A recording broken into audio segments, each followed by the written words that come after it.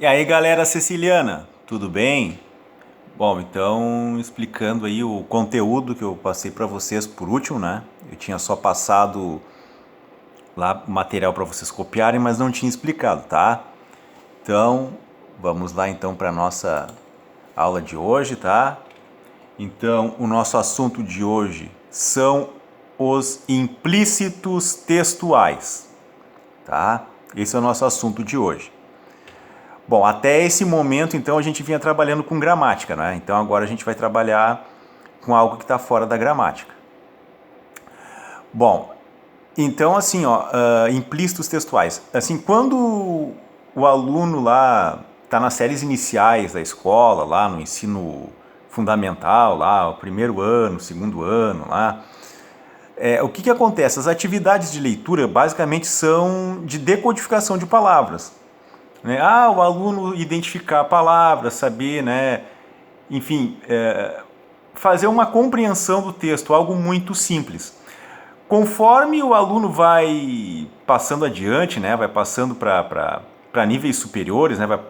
Vai passando para séries posteriores, as atividades de leitura elas não são mais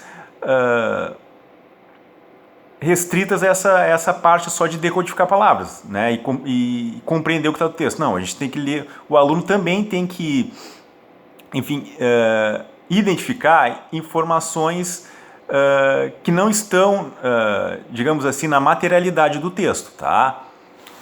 Então, em um texto nós podemos ter mensagens explícitas e implícitas, tá? Então, o que são mensagens explícitas? Mensagens explícitas, então, são aquelas que estão ditas no texto, né? Então, são aquelas que aparecem nas perguntas de compreensão do texto, né? Que são ensinadas nas séries iniciais do fundamental. Então, são as mais simples, né? Então, para um leitor iniciante, ainda para alguém que é recém está sendo alfabetizado, né, tem que ficar nesse nível, né? Tá? Então, para assegurar uma boa leitura, é preciso estar atento às situações em que apenas a apreensão do sentido literal não é bastante para a compreensão do texto. Então, mensagens explícitas então, são aquelas que estão ditas no texto. Tá? Então, e as mensagens implícitas, o que são? Então, são aquelas que elas não estão no texto, né? Mas nós podemos inferir. Né? Tá? Então, basicamente, nós temos os pressupostos, né? Que são aqueles são tipos de inferências, né? Que nós temos a partir de marcas linguísticas, né? A gente vai ver depois ali, e os subentendidos, né? Que aí nós não temos propriamente marca linguística, mas nós temos uma questão de contexto para compreender. Tá? Então, a incapacidade de compreensão de implícitos faz com que o leitor fique preso ao nível literal do enunciado, aquele em que as palavras valem apenas pelo que são, não pelo que sugerem ou podem dar. Tá? Então, no caso, um leitor iniciante não consegue compreender, né, informações implícitas. Por quê? Porque ele ainda está num nível muito inicial. Né? Então, inferências. O que são inferências? Então, podemos depreender informações a partir de um texto. Fazer uma inferência significa concluir alguma coisa a partir de outra, já conhecida. Fazer inferências é uma habilidade fundamental para a interpretação adequada dos textos e dos enunciados. Então, fazer inferência é justamente isso. Identificar informações implícitas, né? Então, quais são os tipos de inferências? Então, pressupostos.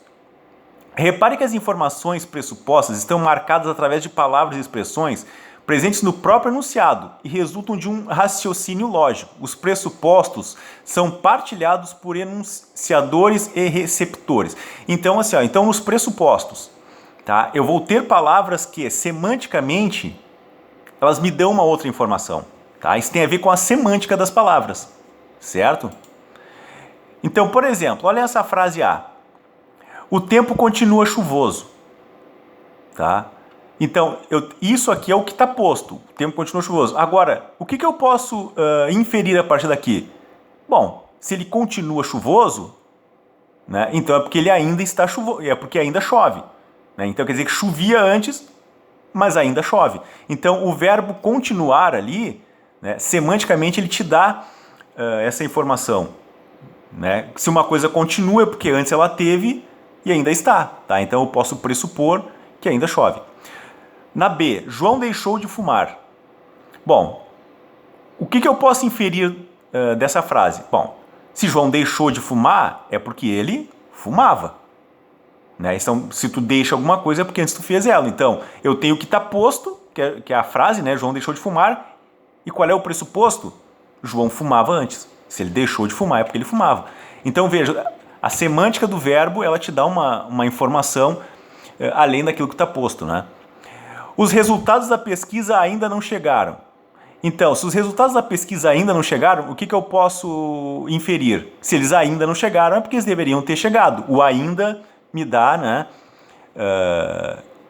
me dá essa informação, tá? Na D, frase D. Desde que Ricardo casou, não cumprimenta mais as amigas. Então, se ele não cumprimenta as amigas desde que casou, então é porque antes de casar ele cumprimentava as amigas. Né? Então eu posso pressupor que Ricardo cumprimentava as amigas antes de casar. Né? Então, o que me dá essa letra? Então, o desde, né?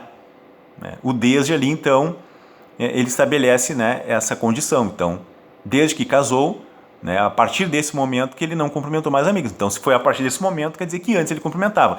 Então, os pressupostos, eles te dão informações que são precisas, tá? Diretas.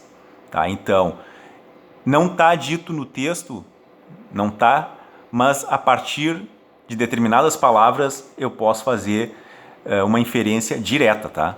Eu tenho uma conclusão direta, não depende do leitor, ela é direta, certo? E subtendido? Bom, aí o subtendido aí ele vai depender do contexto, tá? Das frases, tá? Bom, vamos então, olhem essa frase aqui. Maria emagreceu 10 quilos. Bom, essa é a frase, Maria emagreceu 10 quilos. Bom, então isso é o que está dito, né? Mas o que eu posso inferir? Bom, Maria emagreceu 10 quilos porque de repente ela estava acima do peso, não estava feliz e queria emagrecer. Tá? Então eu posso inferir isso. Mas eu posso também inferir o seguinte: Maria emagreceu porque ela estava doente e acabou perdendo peso por causa da doença. Tá? Ou Maria perdeu peso porque de repente ela é uma competidora e ela, por exemplo, ela participa de MMA e aí ela teve que perder peso para entrar lá, bater o peso na categoria dela, né, em que ela luta. Enfim, então vejam que o subtendido ele vai depender da compreensão, é uma possibilidade de inferir informações. Então, ela vai depender do contexto. Claro, essa frase aqui está fora do contexto. Então, num determinado contexto, provavelmente nós saberíamos o porquê que ela emagreceu. Mas, vendo assim a frase, então, eu tenho várias possibilidades. Tá? Então, tipos de inferência. Nós temos os pressupostos, né? Que eles são uma possibilidade direta de inferência. Né? Então, com o pressuposto, não tem como qualquer tipo de discussão se é ou não é, não. O pressuposto ele te dá uma informação direta, tá? A gente tem uma possibilidade de inferência direta. Já nos subtendidos, não. O subtendido é uma coisa que vai depender do contexto, da compreensão do leitor, tá? Enfim, por exemplo, provas de concurso, prova de Enem, vestibulares, né? Eles vão exigir muito disso de vocês, né? Que vocês façam inferências, né? Então, claro, eles não vão ficar perguntando para vocês se você sabe o que é uma inferência ou o que é um subtendido, tá? Mas eles vão querer saber se vocês conseguem, num texto, identificar informações, tá? Implícitas. Certo, pessoal? Então, era isso, certo? Então, até mais.